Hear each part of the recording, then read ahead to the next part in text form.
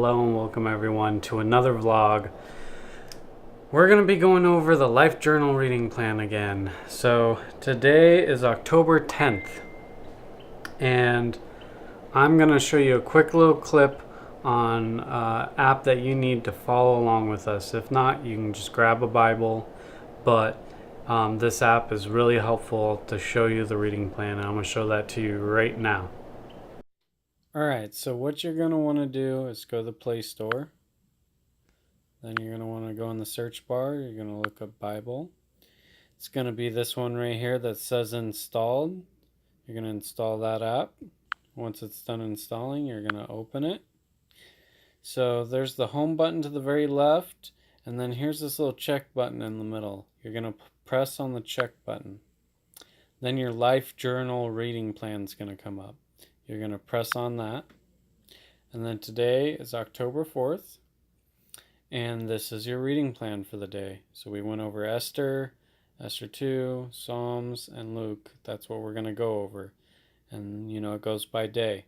Now when you press on it, you can read along and read all the way down. And if you don't feel like reading and you want to listen to it, you can press play. Nobles and officials, the military leaders of Persia and Media, the princes and the nobles of the provinces were present. For a full 180 days he displayed the vast wealth of his kingdom and the splendor and glory of his majesty.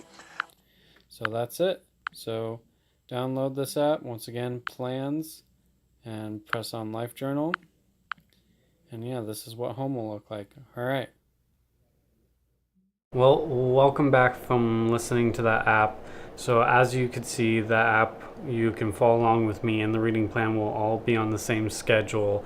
And even if you don't want to read it from the app or listen from it from the app, you can at least know the plan and just follow along in your Bible. So right now we're going to jump in. There will be timestamps below, so you can jump ahead to the discussion part about what we took away. If you don't want to listen along with me, if you read it by yourself or listened to it through the app or listened with me, you can jump on down there and jump ahead to the part where we discuss it. And grab yourself one of these journals and a pen. Alright, let's jump on in. Nehemiah 3. Eliashib the high priest and his fellow priests went to work and rebuilt the sheep gate. They dedicated it and set its doors in place, building as far as the Tower of the 100, which they dedicated, and as far as the Tower of Hananel.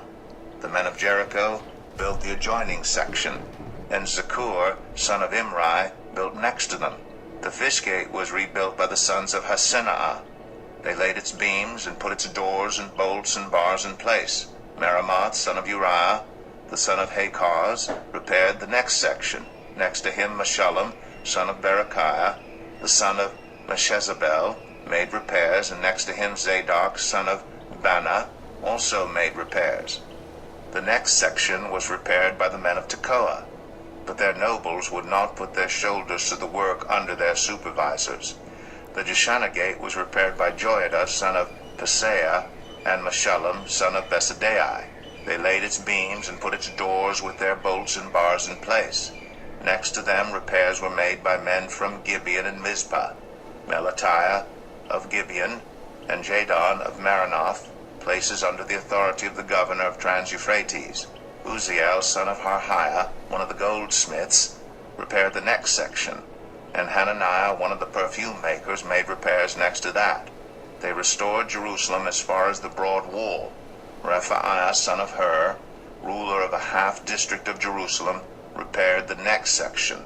Adjoining this, Jedaiah, son of Haramath, made repairs opposite his house, and Hatush, son of Hashabneiah, made repairs next to him.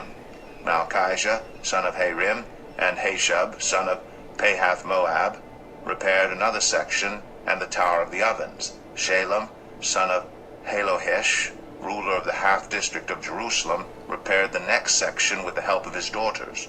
The valley gate was repaired by Hanun and the residents of Zanoah. They rebuilt it and put its doors with their bolts and bars in place. They also repaired 1,000 cubits of the wall as far as the dung gate. The dung gate was repaired by Malchijah, son of Rechab, ruler of the district of Beth Hakerem. He rebuilt it and put its doors with their bolts and bars in place. The fountain gate was repaired by Shalon, son of Kol-Hoseh, ruler of the district of Mizpah. He rebuilt it, roofing it over, and putting its doors and bolts and bars in place. He also repaired the wall of the pool of Siloam, by the king's garden, as far as the steps going down from the city of David. Beyond him, Nehemiah, son of Azbuk, ruler of a half-district of Beth Zur, made repairs up to a point opposite the tombs of David, as far as the artificial pool and the house of the heroes. Next to him, the repairs were made by the Levites under Rehum, son of Bani. Beside him, Hashabiah, ruler of half the district of Keilah, carried out repairs for his district. Next to him, the repairs were made by their fellow Levites under Binnui, son of Henadad, ruler of the other half-district of Keilah. Next to him, Ezer, son of Jeshua, ruler of Mizpah, repaired another section, from a point facing the ascent to the armory, as far as the angle of the wall. Next to him, Baruch, son of Zabbai, zealously repaired another section, from the angle to the entrance of the house of Eliashib the high priest. Next to him, Meremoth, son of Uriah, the son of Hakaz, repaired another section, from the entrance of Eliashib's house to the end of it. The repairs next to him were made by the priests from the surrounding region. Beyond them, Benjamin and Hashub made repairs in front of their house, and next to them, Azariah, son of Maaseiah, the son of Ananiah, made repairs beside his house. Next to him, Binnui, son of Henadad, repaired another section, from Azariah's house to the angle and the corner. And Palal, son of Uzai, worked opposite the angle and the tower projecting from the upper palace near the court of the guard. Next to him, Pedaiah, son of Parosh, and the temple servants living on the hill of Ophel made repairs up to a point opposite the water gate toward the east and the projecting tower. Next to them, the men of Tekoa repaired another section from the great projecting tower to the wall of Ophel. Above the horse gate, the priests made repairs, each in front of his own house. Next to them, Zadok, son of Immer, made repairs opposite his house. Next to him, Shemaiah, son of Shechaniah, the guard at the east gate, made repairs. Next to him, Hananiah, son of Shelemiah, and Hanan, the sixth son of Zalaph, repaired another section. Next to them, Meshullam, son of Berechiah, made repairs opposite his living quarters. Next to him, Malchijah, one of the goldsmiths, made repairs as far as the house of the temple servants and the merchants opposite the inspection gate, and as far as the room above the corner. And between the room above the corner and the sheep gate, the goldsmiths and merchants made repairs. Nehemiah 4. When Sanballat heard that we were rebuilding the wall, he became angry and was greatly incensed. He ridiculed the Jews, and in the presence of his associates and the army of Samaria, he said, "What are those feeble Jews doing? Will they restore their wall? Will they offer sacrifices? Will they finish in a day? Can they bring the stones back to life from those heaps of rubble burned as they are?" Tobiah the Ammonite, who was at his side, said, "What are they building? Even a fox climbing up on it would break down their wall of stones. Hear us, our God, for we are despised. Turn their insults back on their own heads. Give them over as plunder in a land of captivity. Do not cover up their guilt or blot out their sins from your sight, for they have thrown insults in the face of the builders." So we rebuilt the wall till all of it reached half its height, for the people worked with all their heart. But when Sanballat, Tobiah, the Arabs, the Ammonites, and the people of Ashdod heard that the repairs to Jerusalem's walls had gone ahead and that the gaps were being closed, they were very angry. They all plotted together to come and fight against Jerusalem and stir up trouble against it. But we prayed to our God and posted a guard day and night to meet this threat. Meanwhile, the people in Judah said, "The strength of the laborers is giving out, and there is so much rubble that we cannot rebuild the wall." Also our enemies said, before they know it or see us, we will be right there among them and will kill them and put an end to the work. Then the Jews who lived near them came and told us 10 times over, wherever you turn, they will attack us. Therefore I stationed some of the people behind the lowest points of the wall at the exposed places, posting them by families with their swords, spears, and bows. After I looked things over, I stood up and said to the nobles, the officials, and the rest of the people, don't be afraid of them. Remember the Lord, who is great and awesome, and fight for your families, your sons and your daughters, your wives and your homes. When our enemies heard that we were aware of their plot, and that God had frustrated it, we all returned to the wall, each to our own work. From that day on, half of my men did the work, while the other half were equipped with spears, shields, bows, and armor. The officers posted themselves behind all the people of Judah who were building the wall. Those who carried materials did their work with one hand and held a weapon in the other, and each of the builders wore his sword at his side as he worked, but the man who sounded the trumpet stayed with me. Then I said to the nobles, the officials, and the rest of the people, the work is extensive and spread out, and we are widely separated from each other along the wall. Wherever you hear the sound of the trumpet, join us there. Our God will fight for us. So we continued the work, with half the men holding spears, from the first light of dawn till the stars came out. At that time I also said to the people, have every man and his helper stay inside Jerusalem at night, so they can serve us as guards by night and as workers by day.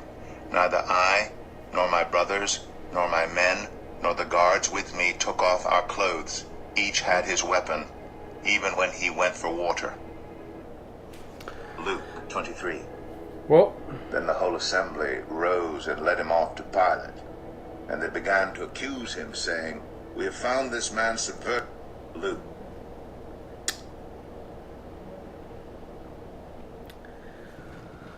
well, what I took away from that was that I can't think of the right word right now to explain it, but basically the endurance and the faith and the persecution, everything that they had, everything that they did, and everything they had to deal with at that time frame is remarkable, because they have a bunch of people trying to stop them from rebuilding the walls, and they're just like, no, we have faith in our God, and our God will protect us. And they're literally standing there with, swords on their waists, while they're just shoveling stones around and binding wood and basically rebuilding these walls up. While they're rebuilding the walls, all the builders have weapons on them, so in a moment's notice they can go from chipping away at stone to carrying stone out the way to bringing stone to making mortar to doing binding wood and making ladders and doing all the things that they were doing to build the wall back up. They had weapons on them so they could stop the work and be ready to fight at a moment's notice. That's just amazing. That's the main thing that I take away, is the willpower that they had to just sit there and not only work but be ready to fight on a moment's notice. That way, what they're building, it doesn't get destroyed. I mean, that's the main thing that I took away from that. Alright, so we're going to jump into the next part, and it's Luke 23. So let's get started on that. Luke 23. Then the whole assembly rose and led him off to Pilate. And they began to accuse him, saying, we have found this man subverting our nation. He opposes payment of taxes to Caesar and claims to be Messiah, a king. So Pilate asked Jesus, are you the king of the Jews? You have said so, Jesus replied. Then Pilate announced to the chief priests and the crowd, I find no basis for a charge against this man. But they insisted. He stirs up the people all over Judea by his teaching. He started in Galilee and has come all the way here. On hearing this, Pilate asked if the man was a Galilean. When he learned that Jesus was under Herod's jurisdiction, he sent him to Herod, who was also in Jerusalem at that time. When Herod saw Jesus, he was greatly pleased, because for a long time he had been wanting to see him. From what he had heard about him, he hoped to see him perform a sign of some sort. He plied him with many questions, but Jesus gave him no answer. The chief priests and the teachers of the law were standing there, vehemently accusing him. Then Herod and his soldiers ridiculed and mocked him. Dressing him in an elegant robe, they sent him back to Pilate. That day, Herod and Pilate became friends. Before this, they had been enemies. Pilate called together the chief priests, the rulers, and the people, and said to them, "You brought me this man as one who was inciting the people to rebellion. I have examined him in your presence and have found no basis for your charges against him. Neither has Herod, for he sent him back to us. As you can see, he has done nothing to deserve death. Therefore I will punish him and then release him." But the whole crowd shouted, "Away with this man! Release Barabbas to us!" Barabbas had been thrown into prison for an insurrection in the city and for murder. Wanting to release Jesus, Pilate appealed to them again. But they kept shouting, "Crucify him! Crucify him!" For the third time he spoke to them, "Why? What crime has this man committed? I have found in him no grounds for the death penalty. Therefore I will have him punished and then release him." But with loud shouts they insistently demanded that he be crucified, and their shouts prevailed. So Pilate decided to grant their demand. He released the man who had been thrown into prison for insurrection and murder, the one they asked for, and surrendered Jesus to their will. As the soldiers led him away, they seized a Simon from Cyrene who was on his way in from the country, and put the cross on him, and made him carry it behind Jesus. A large number of people followed him, including women who mourned and wailed for him. Jesus turned and said to them, "Daughters of Jerusalem, do not weep for me. Weep for yourselves and for your children, for the time will come when you will say, 'Blessed are the childless women, the wombs that never bore, and the breasts that never nursed.' Then they will say to the mountains, 'Fall on us,' and to the hills, 'Cover us.' For if people do these things when the tree is green, what will happen when it is dry?" 2 other men, both criminals, were also led out with him to be executed. When they came to the place called the Skull, they crucified him there, along with the criminals, one on his right, the other on his left. Jesus said, "Father, forgive them, for they do not know what they are doing." And they divided up his clothes by casting lots. The people stood watching, and the rulers even sneered at him. They said, "He saved others. Let him save himself if he is God's Messiah, the chosen one." The soldiers also came up and mocked him. They offered him wine vinegar and said, "If you are the king of the Jews, save yourself." There was a written notice above him which read, "This is the King of the Jews." One of the criminals who hung there hurled insults at him. "Aren't you the Messiah? Save yourself and us." But the other criminal rebuked him. "Don't you fear God?" he said. "Since you are under the same sentence, we are punished justly, for we are getting what our deeds deserve. But this man has done nothing wrong." Then he said, "Jesus, remember me when you come into your kingdom." Jesus answered him, "Truly I tell you, today you will be with me in paradise." It was now about noon, and darkness came over the whole land until 3 in the afternoon, for the sun stopped shining, and the curtain of the temple was torn in two. Jesus called out with a loud voice, "Father, into your hands I commit my spirit." When he had said this, he breathed his last. The centurion, seeing what had happened, praised God and said, "Surely this was a righteous man." When all the people who had gathered to witness this sight saw what took place, they beat their breasts and went away. But all those who knew him, including the women who had followed him from Galilee, stood at a distance, watching these things. Now there was a man named Joseph, a member of the council, a good and upright man, who had not consented to their decision and action. He came from the Judean town of Arimathea, and he himself was waiting for the kingdom of God. Going to Pilate, he asked for Jesus' body. Then he took it down, wrapped it in linen cloth, and placed it in a tomb cut in the rock, one in which no one had yet been laid. It was preparation day, and the Sabbath was about to begin. The women who had come with Jesus from Galilee followed Joseph and saw the tomb and how his body was laid in it. Then they went home and prepared spices and perfumes, but they rested on the Sabbath in obedience to the commandment. Wow. So there's a lot to break down there.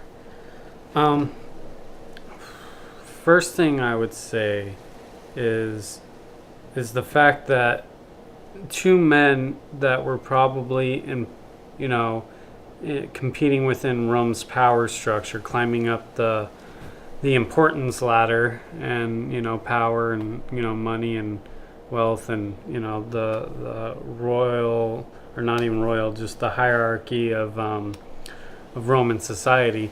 How two men that hated each other ended up becoming friends over the persecution of Jesus. That's pretty intense. The next thing is I'd say the main thing out of all of that I just took away was the mob mentality. And this is something I do not agree with. It disgusts me, the mob mentality. I hope that I can be a righteous enough man for when the time comes to not be persuaded by the mob mentality and save my own ass. I hope that I have the integrity to be lynched against, with the mob, and stand up for what's right, because that mob mentality, I mean, these men, this man is in power. He has tons of soldiers. These are just commoners. These are just common Jews that and people that are living within Jerusalem, and they're shouting, "We want Jesus dead! We want Jesus dead!" And this guy literally knows, right? He has the facts. The facts are that all the things that you are accusing this man of, he's innocent of. So you're accusing this man of stuff. I know for a fact, and from all the evidence that you can gather, proves that he's not what you say he is. So he's an innocent man, and you are still calling for his death. And not only are you calling for his death, you want me to release a man that's been convicted. And that's the mob mentality. That's so ridiculous to me. So you, on one hand, you have an innocent man that there's no evidence to prove him guilty. The judge, Pilate, at this point, knows that there's no evidence, and he has all the power, right? At this point, he knows that Jesus is innocent, and still gives in to the mob's wants, and is going to sentence Jesus to death for something he didn't do, just to appease the crowd, when he holds all the power. And this is like dictatorship. This isn't like, oh, I'm going to get voted out of office next turn if I don't do what the people. This is straight like, I'm in complete power. I could just say, to you, and you're not going to be able to do anything about it. And he still does it, and releases a murderer, releases an actual criminal that's been actually convicted. I'm not saying, their legal system was all that great back then, but still, someone that, was a criminal for that time frame. So I look at the mob mentality as very dangerous. It's a very dangerous thing, because it doesn't matter if you're innocent or guilty. They don't care. And if you're not willing to stand up, whether it's in like we learned last week, denying Jesus 3 times. I think in that moment, that's the thing I take away the most. The thing in that moment is, in that moment, telling you need to be willing to be burnt at the stake. You need to stand up for your principles and what you believe in, and be like, this man's innocent, or whatever the situation is. This is not right. I don't believe this to be right, and stand up for your principles, and get burned alive by the mob. Hopefully, we all say these things, but I just hope if that day ever comes, that I'll have the courage and the strength to stand up and not fall under mob pressure. It's literally the devil right in your ear, and I would rather die. Okay, the next part that I would take away from that is not only did Pilate know that this man was innocent. When Jesus is on the cross, the man to his left, this man is the man to his right, or however it's going. The one criminal that's hanging with him is saying, just like all the rest of these nobles and these other people, and Pilate and the other guy is saying, well, if you're the Son of God, if you're the king of everything, just get yourself out of this situation. Why don't you just release, get us, all of us, out of this situation if you are who you say you are, like put up or shut up. And then on the other hand, this other guy's like, hey man, we deserve to be here. Me and you both know that we're sinners and we did the crimes. And I'm not saying, once again, that the legal system at this time frame, whatever those men did, deserved the death penalty. I'm just saying they both know that they're guilty. He's saying that they're both guilty, and even though he's guilty, he's saying this man is innocent, and this shouldn't be happening to him. And God's saying, today you will live in paradise. You will be with me in paradise. So I find it funny that in one situation you can find a man that is a sinner and commits crimes, and even though he knows someone is innocent, still condemn him.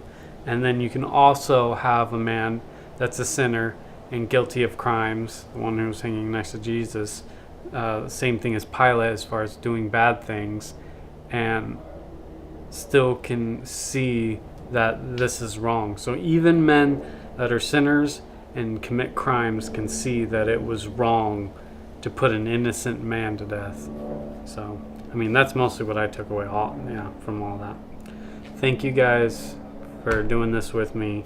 Once again, I'm gonna end out this video, and I'm gonna write all the things I just talked about down in my journal, and I hope you write yours in your journal and comment, and I will see you tomorrow. Thank you guys so much for watching. Peace.